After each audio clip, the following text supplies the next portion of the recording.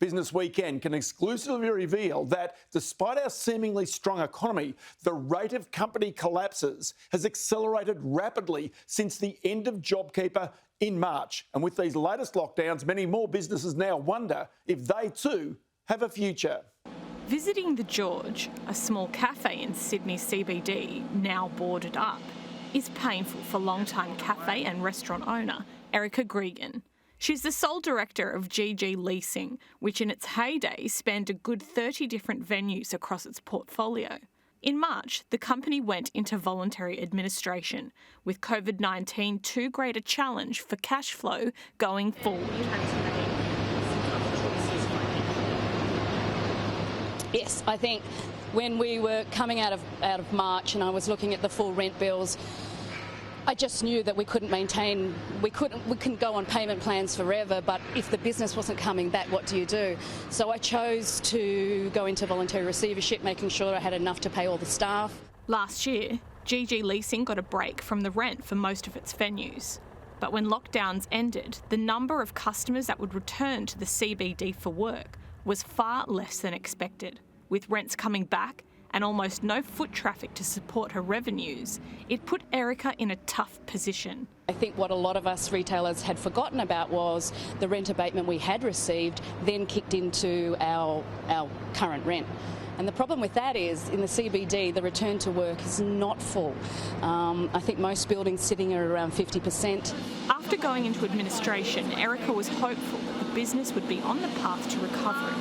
But now a new lockdown and a wave of uncertainty. We're trying to, pay off suppliers that were on payment plans, and we're nearly there, and you get to that point, you're nearly there, and then this happens. I think this is really going to affect a lot of small businesses and send a number of them to the wall that have just been holding on.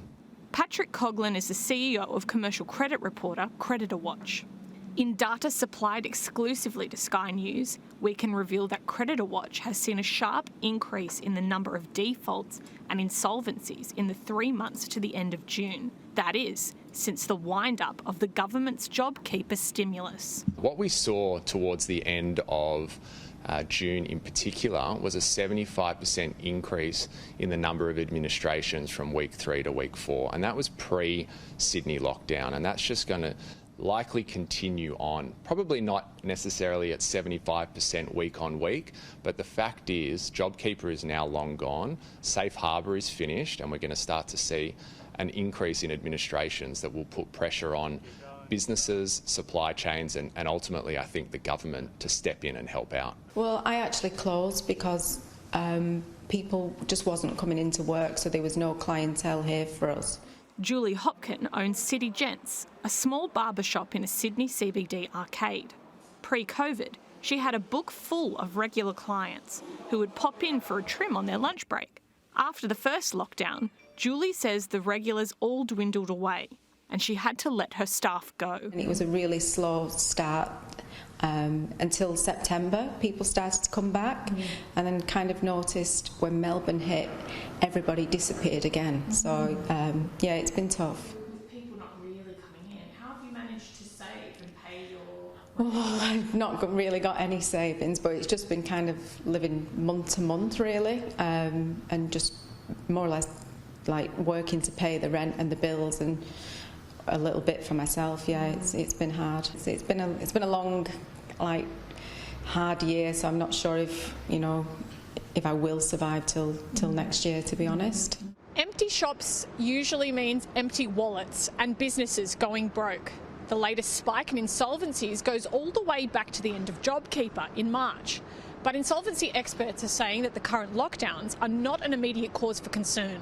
Like many business owners, they're holding their breath, waiting and hoping. It wasn't unexpected that we would see a bit of an uptick in insolvencies post-JobKeeper. Jason Ireland has been a port of call for many business owners that have been hamstrung by COVID.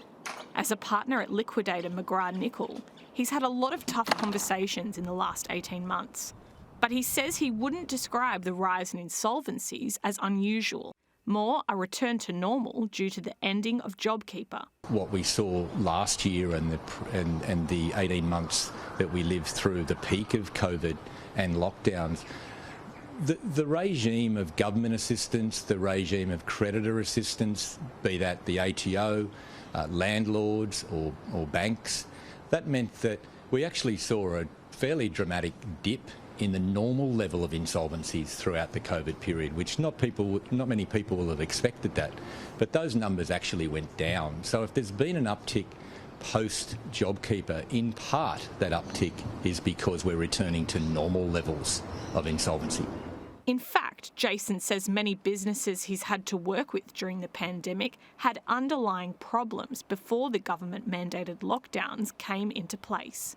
I think that an overwhelming majority of the businesses that we have been working with in our restructuring team have been businesses that came into COVID with some form of difficulty already.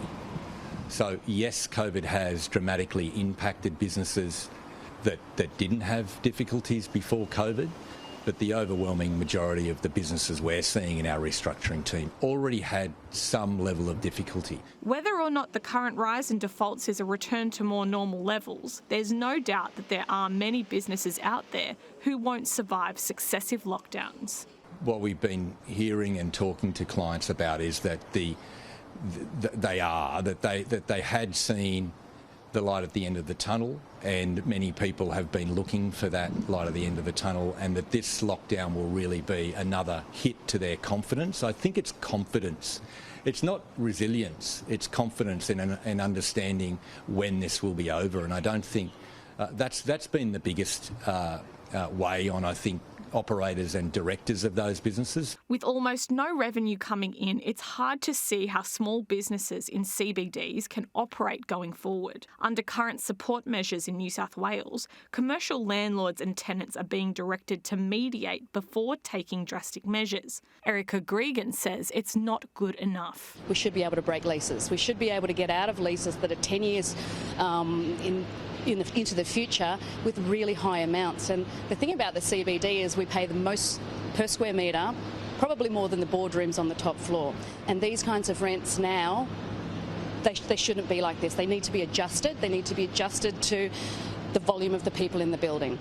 Jason Ireland says he can't see that happening. It's effectively contracts, isn't it? So I don't know that we'll ever get to a place where at least the current set of contracts is able to be just broken. I think it's always going to be a negotiation. It's always going to be communication, and that's one of the things we're saying to our clients and to new clients is, what have you got to demonstrate to your creditors or to your stakeholders of what you need? So you need to make sure you have some really good, clear data to show that this has been the impact, and then you need to get on the front foot with negotiations. But being able to negotiate with commercial landlords sounds easier said than done. Erica Coghlan had no choice but to close her cafe, The George, after communication with her landlord broke down. These days, it's a construction site. This is the one I'd had for 25 years with no rent relief, and actually whilst I was trying to negotiate, I'm still getting letters of demand for that period of time where there was 50% of trade. When I've tried to ask for relief over the noise, the agents nobody calls me back from the company. I just hear from their lawyer, and this is beyond disappointing. And I'm at the point now, I shouldn't be spending money on lawyers. This money's got to go into the business. She has had success with one long-time landlord though, Qantas. They're very understanding to their retailers, and I really wish that more landlords would talk to us, listen to us.